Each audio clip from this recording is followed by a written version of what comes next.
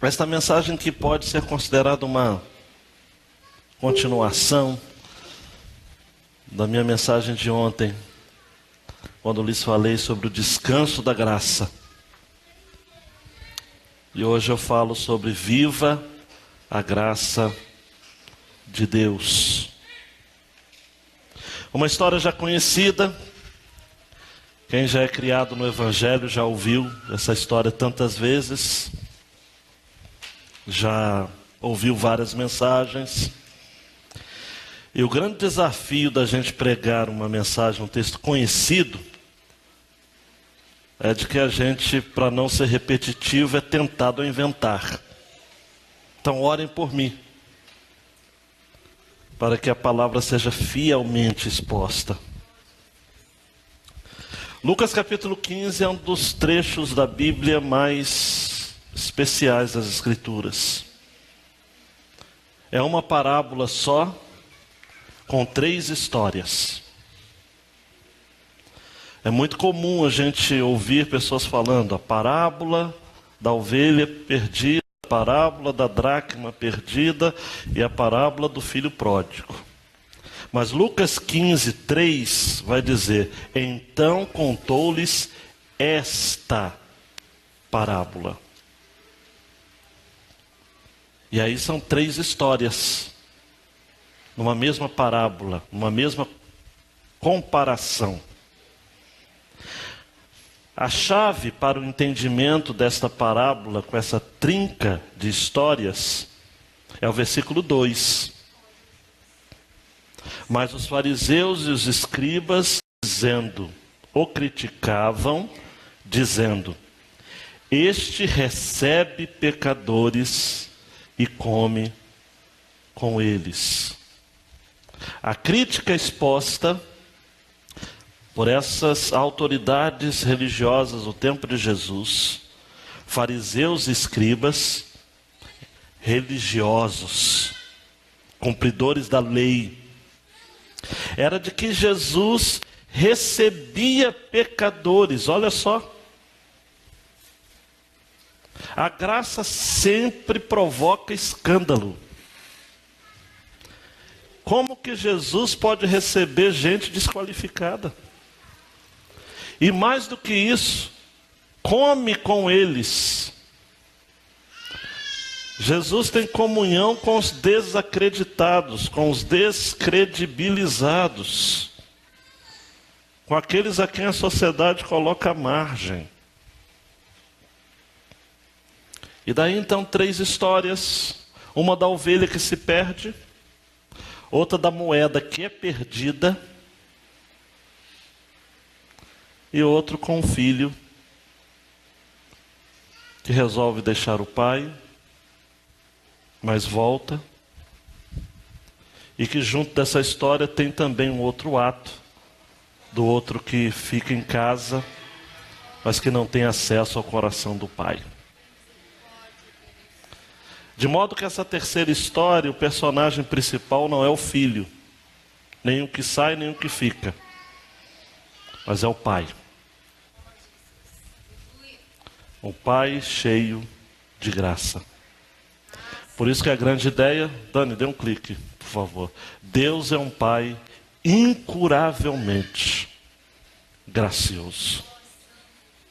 Vamos ao texto? Remember. Disse mais: certo homem tinha 2 filhos.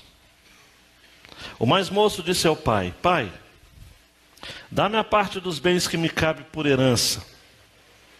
Então o pai repartiu seus bens entre eles. Poucos dias depois, o filho mais moço, juntando todas as suas coisas, partiu para um país distante e lá desperdiçou seus bens, vivendo de modo irresponsável. E depois de gastar tudo, houve naquele país uma grande fome e ele começou a passar necessidade.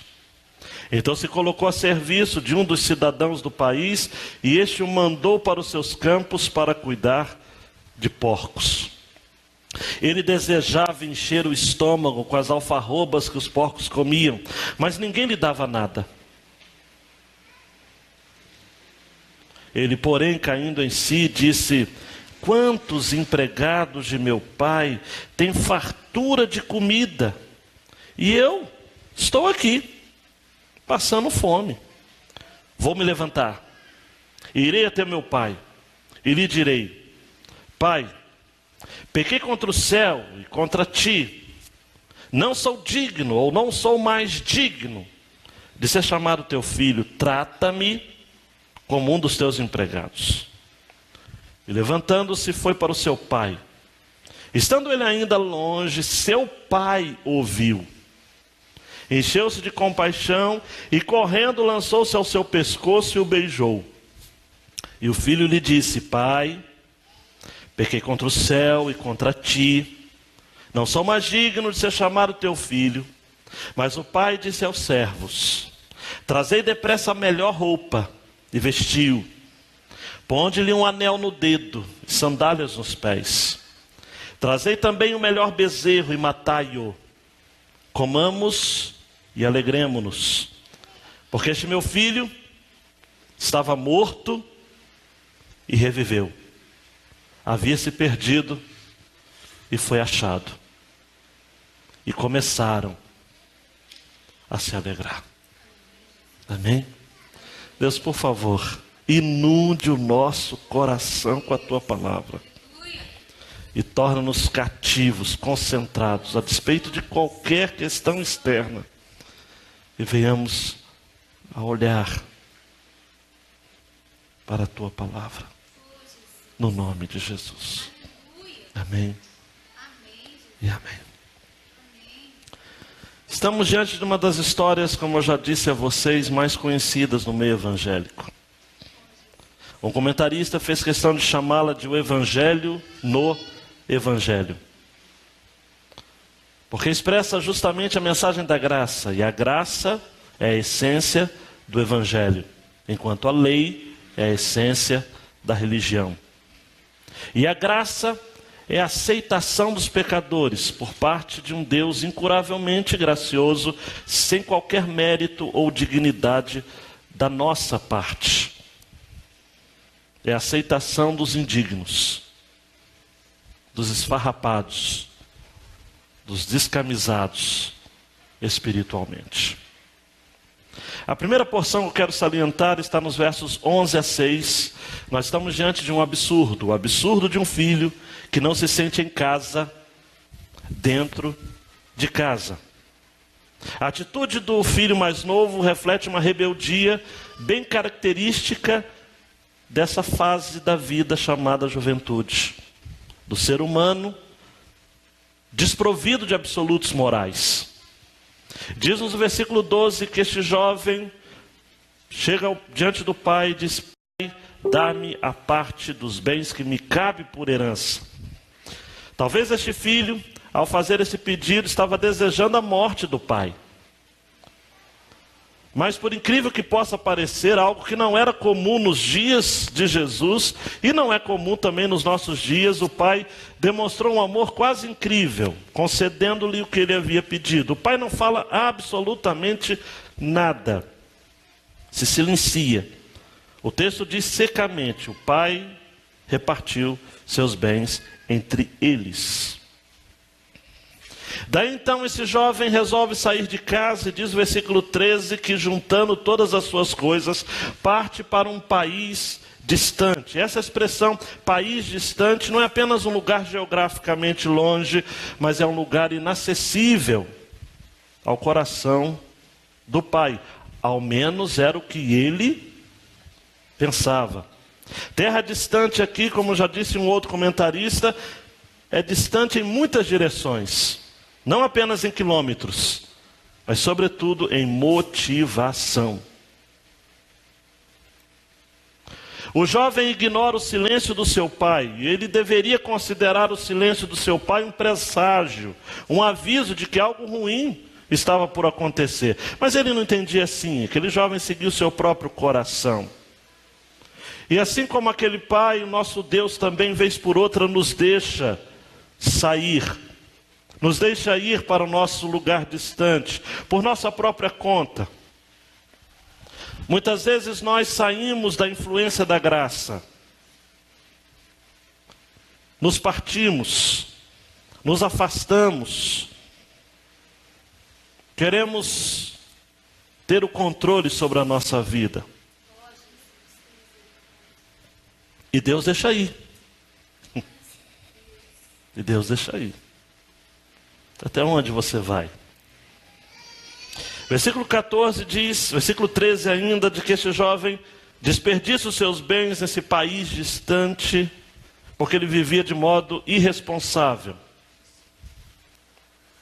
Vivia de modo irresponsável, desperdiçando sua saúde, sua energia, sua esperança. A palavra no original para viver dissolutamente ou viver de modo irresponsável é a mesma palavra que é usada quando alguém está com uma peneira espalhando a palha para juntar o trigo no celeiro. Ele viveu de uma maneira dissoluta, sem saúde, de modo irresponsável. Ele desperdiça seus bens e vive de uma forma irresponsável. Mas a fome chega. E versículo 14 diz que depois de gastar tudo, ele enfrenta um período de privação e começa a passar necessidade. Quem ama o mundo precisa entender que, vez por outra, vai ter de lidar com a decadência. Vai ter de lidar com o fim dos prazeres. Não dá para ter festa todo dia. Não dá para gastar um dinheiro sem repô-lo e com isso esperar que ao final vai se ter algum tipo de crédito. Quem gasta e não repõe, fica sem. E a impressão no coração e na mente daquele jovem era sem sombra de dúvida de que de alguma forma aquele dinheiro que ele havia recebido duraria por mais tempo. Mas não foi o que aconteceu. E agora, versículo 15 vai dizer de que ele está sozinho, está com fome, e ele se encosta, e essa é a palavra no original, ele se coloca a serviço, ele se junta, ele se cola com um dos cidadãos daquele país, que lhe oferece um emprego de apacentar porcos. E há um detalhe no contexto histórico que realmente deveria nos fazer parar para pensar.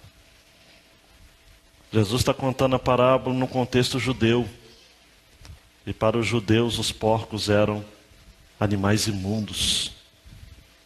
Ninguém em sã consciência, nascido na Palestina, cuidaria de porcos. Esse jovem está realmente no fundo do poço. Esse jovem está no limite. E se isso não fosse o bastante, o versículo 16 diz mais, preste atenção. Ele desejava encher o estômago com as alfarrobas, as vagens que os porcos comiam, mas ninguém lhe dava nada. Ele estava fazendo um serviço imundo, ele estava sendo desconsiderado, desprestigiado, seu sobrenome havia sido jogado literalmente na lama,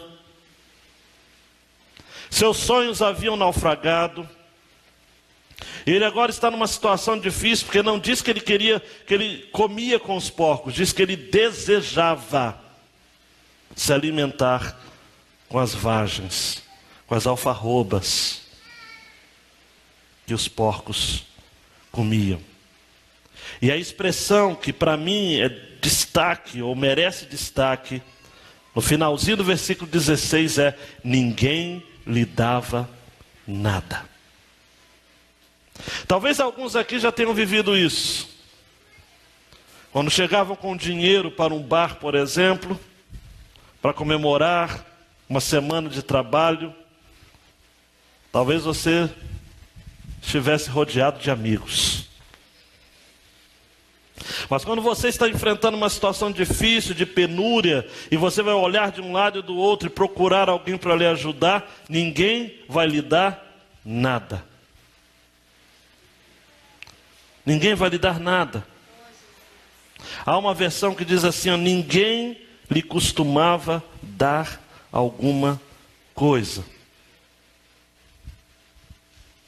Quem despreza a casa do pai, quem despreza o favor do pai, quem se refugia num ambiente cheio de amigos, quem confia nos homens, e Jeremias capítulo 18 vai dizer que maldito é o homem que confia no homem, e este homem está grudado, este homem está colado, está colocando-se a serviço de um homem, confiando neste homem. E agora ele está nessa situação abjeta, uma situação extremamente desconfortável. E ninguém está lhe dando nada. Matthew Henry vai dizer que aqueles que se afastam de Deus não podem ser ajudados por nenhuma criatura. Quem se afasta de Deus não pode ser ajudado por ninguém. Então logo nessa primeira porção a gente tem o absurdo de um homem, de um filho que não se sente em casa, dentro de casa, resolve ir para um país distante, e lá ele gasta todo o seu dinheiro, vivendo de modo dissoluto, irresponsável, de repente ele fica sem nada, cola no homem, confia no homem, este homem lhe dá um trabalho vergonhoso, e ele está ali desejando encher o seu estômago com aquilo que os porcos comiam, e ninguém lhe dava nada. Nem aquilo que ele desejava comer era lhe dado. Que situação, hein? Mas há um segundo ato, há uma segunda porção. Retorno de um filho pecador que após uma parada estratégica resolve voltar. E os versículos 17 a 20 ilustram isso. Este jovem no versículo 17 cai em si. E ele diz, olha quantos empregados de meu pai, olha só, tem fartura de comida, eu estou aqui passando fome. Vou me levantar, irei até o meu pai, e lhe direi, pai, pequei contra o céu e contra ti, não sou mais digno de ser chamado teu filho, trata-me como um dos teus empregados. Nós temos aqui a possibilidade de um novo começo, de um novo início, de uma nova oportunidade, de uma nova chance. E nesse contexto que estamos vivendo hoje, primeiro dia do ano 2017, esta mensagem encontra realmente um propósito. Talvez você esteja aqui nesta noite, precisando tomar essa iniciativa. Olha, por que eu estou distante da casa do Pai? E quando eu falo distante da casa do Pai, eu não quero falar afastado da membresia da igreja. Eu estou falando afastado do coração do Pai. Há muito tempo sem desfrutar de intimidade com o Pai, por conta das distrações que este mundo tem.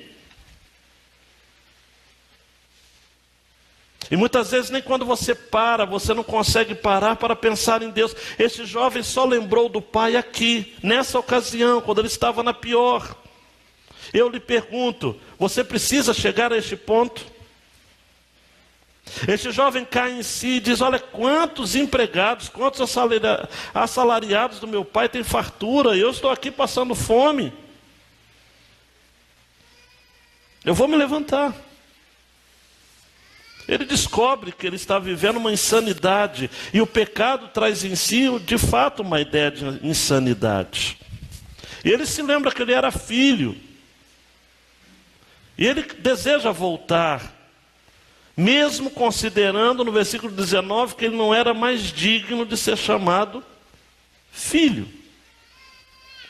Mas ele pretende voltar para a casa do pai, mesmo que seja como um empregado, um assalariado.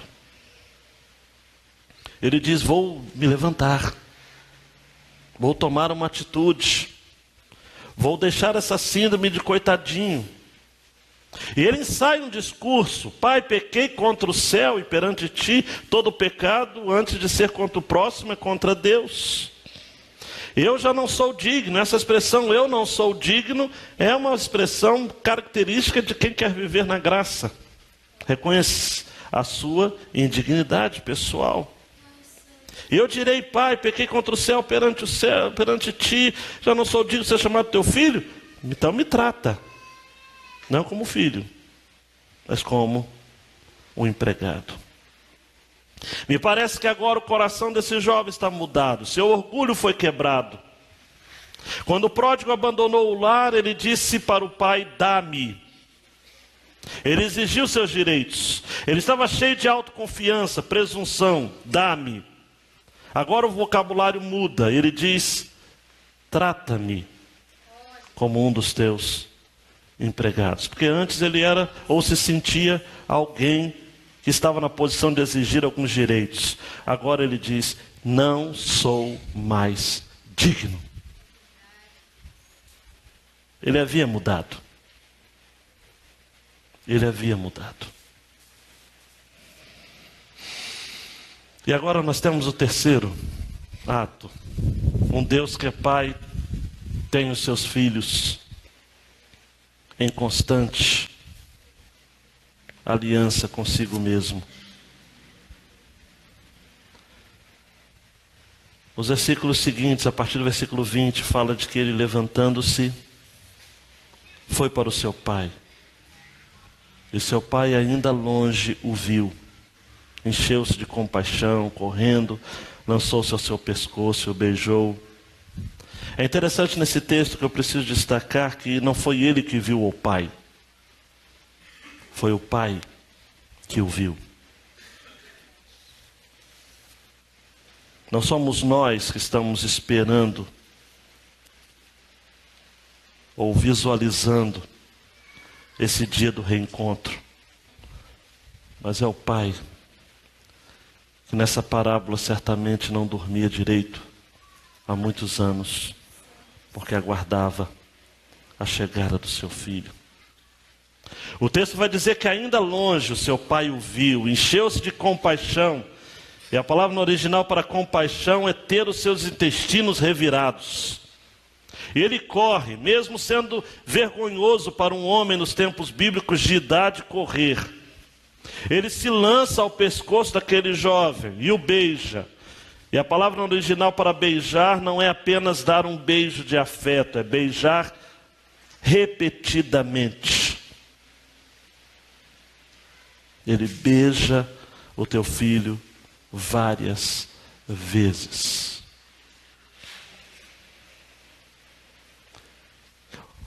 O filho tenta fazer o discurso ensaiado.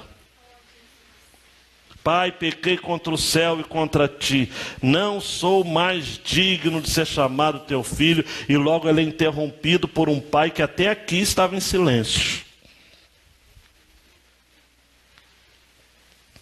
O pai calado agora se desprende do seu silêncio e dá uma ordem aos seus empregados. Trazei depressa a melhor roupa, a roupa principal, vestiu. Ponde-lhe um anel no dedo, o anel que tem o sobrenome da família.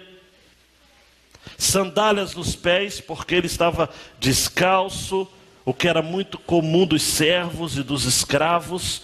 Só andavam de sandálias os homens livres. E traga também o melhor bezerro, matai-o, comamos e alegremos, porque este meu filho estava morto e reviveu, havia se perdido e foi achado, e começaram a se alegrar. O pai então ministra ao seu filho símbolos de honra. A melhor roupa significa o perdão.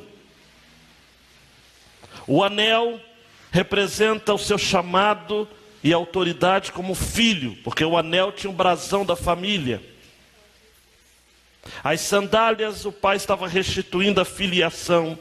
Ele não era escravo, ele era filho.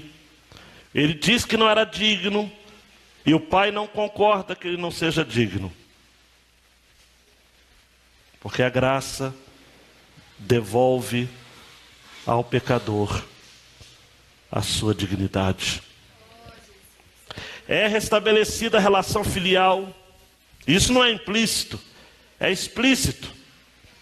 Martin Lloyd Jones vai dizer que é exatamente o que acontece quando nós nos voltamos para Deus. Ele não só nos perdoa e apaga o nosso passado, mas também nos torna filhos.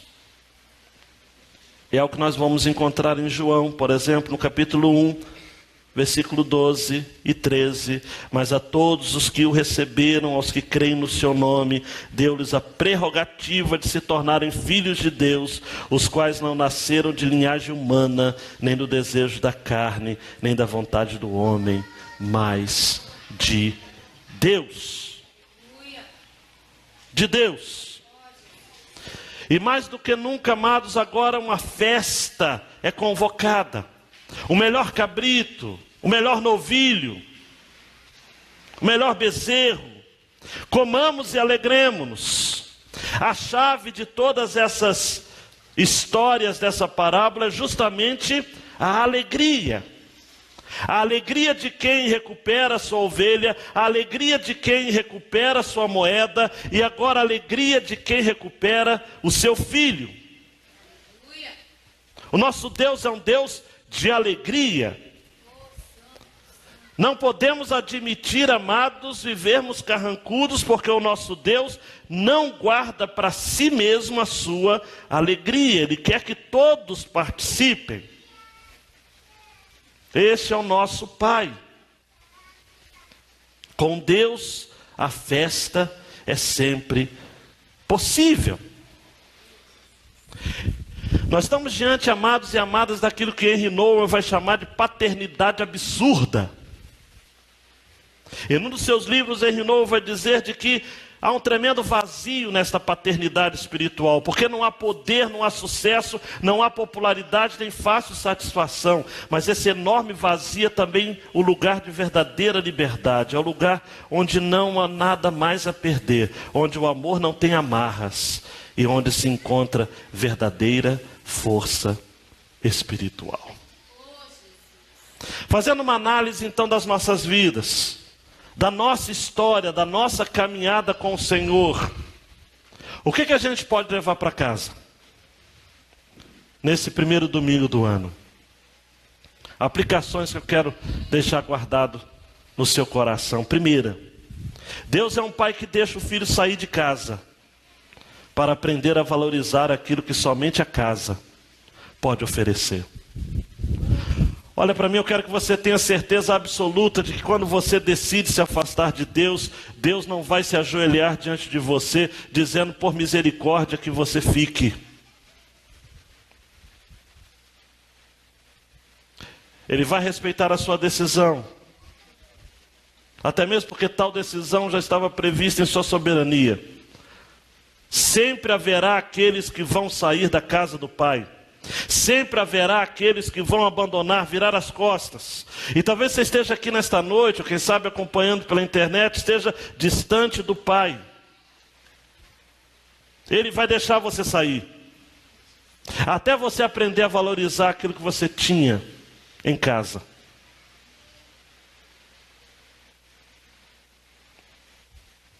Eu redescobri essa semana Jeremias capítulo 31. E no versículo 20, o profeta diz: não é Efraim para mim um filho precioso? Efraim é Israel, criança das minhas delícias? Porque depois que falo contra ele, ainda me lembro dele solicitamente. Por isso se comovem por ele as minhas entranhas. Deveras me compadecerei dele, diz o Senhor. Eu li esta passagem e fiquei pensando em Deus dizendo: não é Efraim para mim um filho precioso? Mas Deus deixa ir. São muitos que saem. Alguns saem e não voltam. Mas Deus deixa ir. Ninguém vai ficar contra a vontade na casa do Pai. A graça nos amarra com cordas de amor, não por cordas de obrigação moral, religiosa. Ninguém aqui fica obrigado. Ninguém está aqui obrigado. Somos livres para nos amarrarmos em amor por Jesus. A segunda aplicação também é chocante. A vida de quem opta em ir para uma terra longínqua ou um país distante nunca será boa, porque nada abafa a saudade da casa. A pessoa está fora, ela tenta curtir a vida adoidado. Ela tenta participar de tudo quanto não poderia participar do tempo que estava preso. Mas a vida não costuma ser generosa com quem se afasta da casa do Pai, porque nada abafa a saudade. Saudade é uma palavra que só tem na língua portuguesa. Essa falta, esse anseio, esse suspiro. Eu acredito que, por mais que não tenha na língua hebraica, mas o Salmo de número 139, 7 a 10, é um pouco dessa saudade da casa, desse lugar celestial que nós morávamos e que de alguma forma estamos afastados. Diz assim: para onde me irei do teu espírito? Ou para onde fugirei da tua face? Se subir ao céu, lá tu estás. Se fizer no inferno a minha cama, eis que tu ali estás também. Se tomar as asas da alva, se habitar nas extremidades do mar, até ali a tua mão me guiará, e a tua destra me susterá. Não adianta. Não adianta, porque se você é um filho a quem o Pai deseja ter comunhão na eternidade, você não conseguirá sair bem em nada que fizer na vida, enquanto você não voltar para o colo do Pai, para a face de Deus. A terceira aplicação é naquele episódio em que o homem está desejando encher o seu estômago com as vagens que os porcos comiam. É fato, amados, de que existem homens que pensam com o estômago, tomam as decisões à medida em que o estômago está pedindo algo. Esaú era assim. Ele troca o direito da primogenitura por um prato de lentilhas. Esse jovem também é desse tipo, é desse time, é dessa estirpe. Ele só para pensar na casa do Pai quando o seu estômago está pedindo algo, quando ele deseja se alimentar. Mas há homens que só param para pensar depois que o estômago fala mais alto. Misericórdia, tomara a Deus que você não esteja esperando tomar as suas decisões à medida do seu estômago, ou das circunstâncias que lhe apertem. Não espere isso. Não espere descer a este nível. Não espere. Receba a graça do Pai no seu coração. Eu fico pensando, amados, que entra ano, sai ano, e tem gente que ainda não se define. Não define seu batismo, não define seu casamento, não define sua relação com o Senhor, não define ler a Bíblia toda em um ano, não define o ministério que vai servir. E o tempo vai passando, a pessoa não define nada. As coisas vão acontecendo em volta de si. E ele não define. Não se define. Nunca toma decisão. Sempre deixa para depois. E aí quando a coisa aperta, o estômago fala mais alto, até consegue tomar uma decisão. Vou me levantar. Mas não se levanta. Esse jovem é exemplo de alguém que, quando ele disse vou me levantar, diz o versículo 20, ele se levantou e foi para o seu pai. Agora, na outra aplicação diz que ele entendeu o contexto que ele estava, porque a expressão não sou mais digno evoca graça, e isso é que encanta o coração de Deus.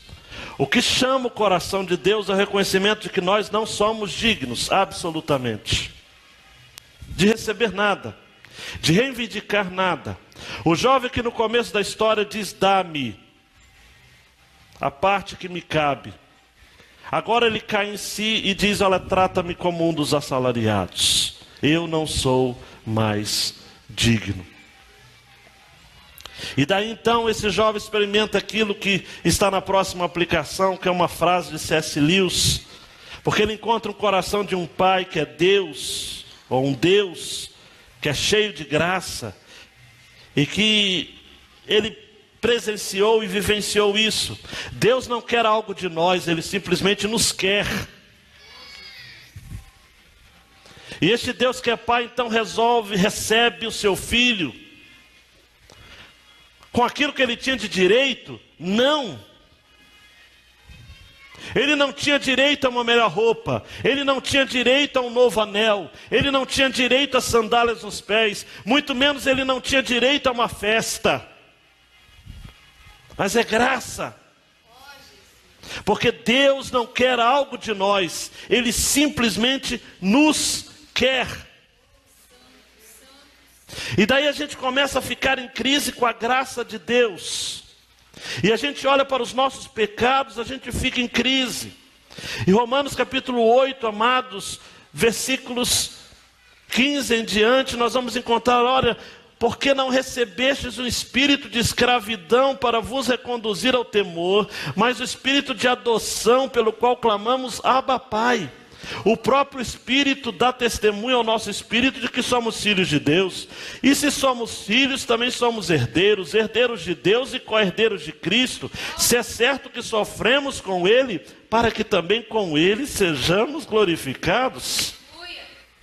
E daí então nós não temos mais o espírito de escravidão que nos leva ao medo da religião, mas temos o espírito de adoção, podemos chamá-lo de Abba, de paizinho. E mais do que isso, essa paternidade, quando é reconquistada, quando é readquirida, a última aplicação, a gente passa a viver aquilo que eu chamei de: nada é mais extravagante do que a alegria de Deus no retorno de um filho. O texto diz que houve grande alegria, e podemos perceber essa grande alegria.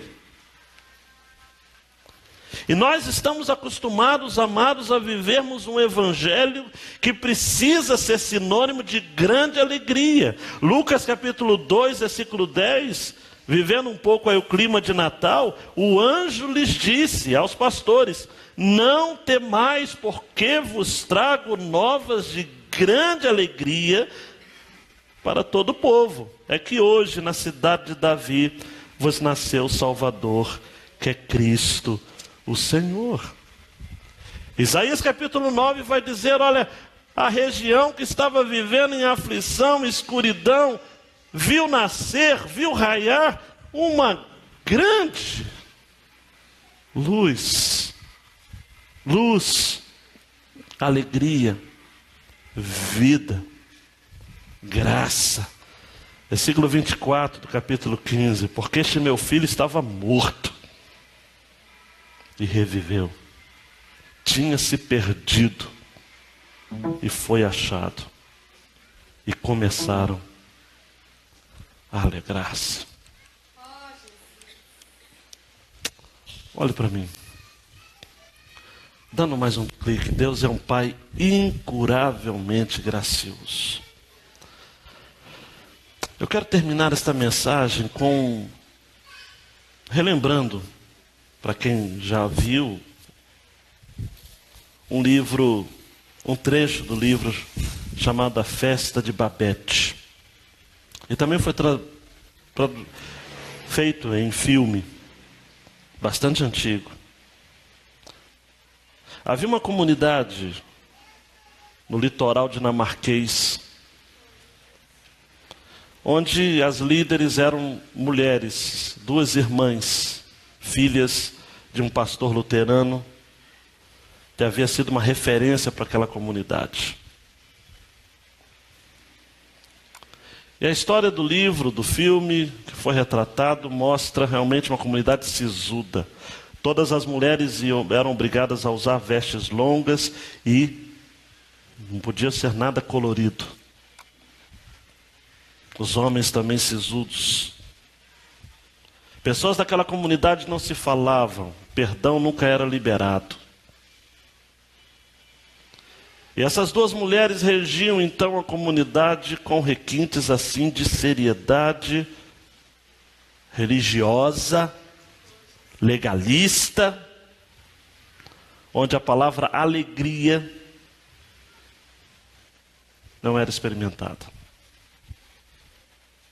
Certo dia bate à porta da casa das irmãs uma jovem chamada Babette, vinda da França, oferecendo-se para trabalhar de cozinheira. Ela é acolhida, começa a trabalhar. Passaram-se os anos, de repente Babette recebe uma carta. Na carta havia sido escrito de que ela havia recebido um prêmio na França, um dinheiro realmente extremamente significativo de valor. A vida dela estava resolvida. E ela então poderia voltar para a França. Babette então resolve chamar as irmãs que haviam sido tão generosas com ela, a despeito de toda aquela rigidez religiosa. E disse: olha, mas antes eu gostaria de fazer uma refeição para vocês. As irmãs aceitam. E nos próximos dias o que vai acontecer naquela comunidade é algo que é impensável. Os navios começam a chegar com carregamentos de iguarias, de alimentos, de aves, tartarugas, peixes, todos para casa onde Babette trabalhava. E ela então se coloca a fazer um grande jantar de despedida e faz questão de convidar a comunidade inteira. As famílias que não se falavam, aqueles que estavam vivendo há tantos anos ali, vivendo apenas uma religiosidade, sem nenhum vislumbre de avanços significativos.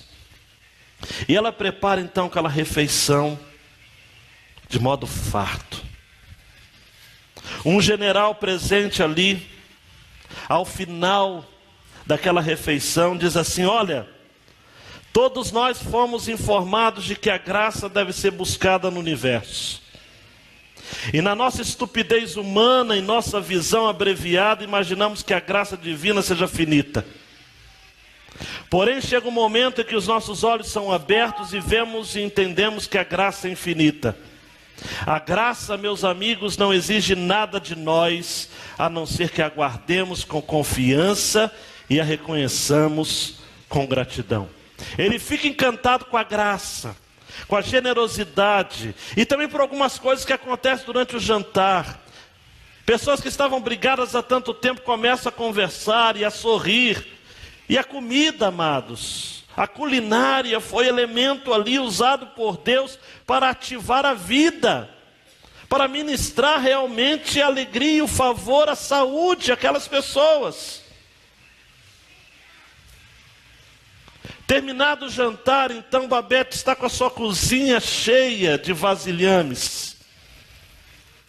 E ela se põe então a arrumar a cozinha.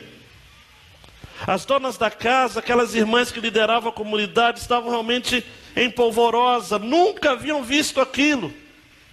Tanta demonstração de amor.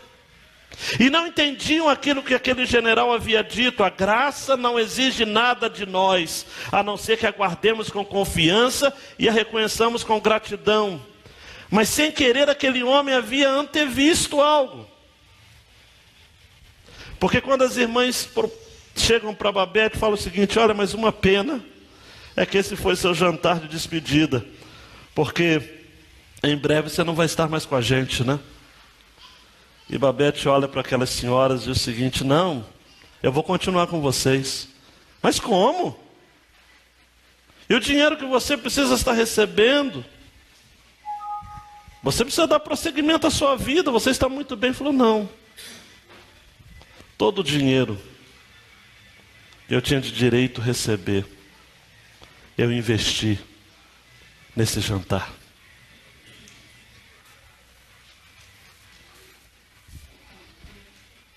Amados, amadas,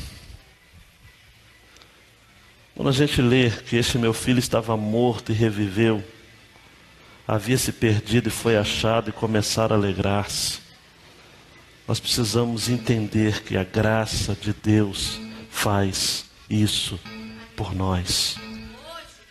Nos encontra, nos encharca, nos visita. A graça de Deus faz com que não sejamos mais escravos da nossa performance, dos nossos direitos, mas passamos a sermos escravos da justiça de Deus em Cristo Jesus, que deu tudo o que tinha por nós. E daí sim a frase final do general começa a fazer efeito para nós. A graça não exige nada de nós, a não ser que aguardemos com confiança e a reconheçamos com gratidão. E a palavra gratidão tem a ver com graça. Um Deus que é Pai e que é incuravelmente gracioso. Eu quero que você agora abaixe a sua cabeça e comece a passar um filme da sua vida na sua mente. Eu quero que você comece a imaginar nessa atitude do Pai de lhe dar tudo que Ele tem, de ministrar a sua vida graça sobre graça, favor sobre favor.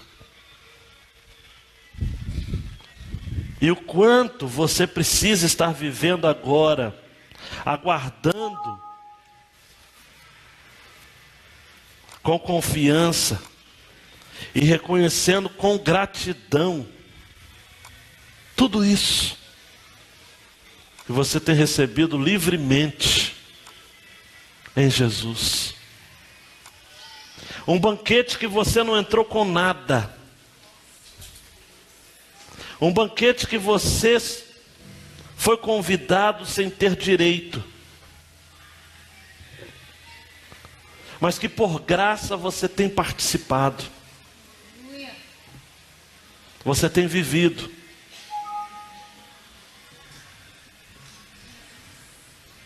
Um Deus que recebe pecadores e que come com eles, mesmo sem mérito, ou sobretudo sem méritos, ou dignidade da sua parte.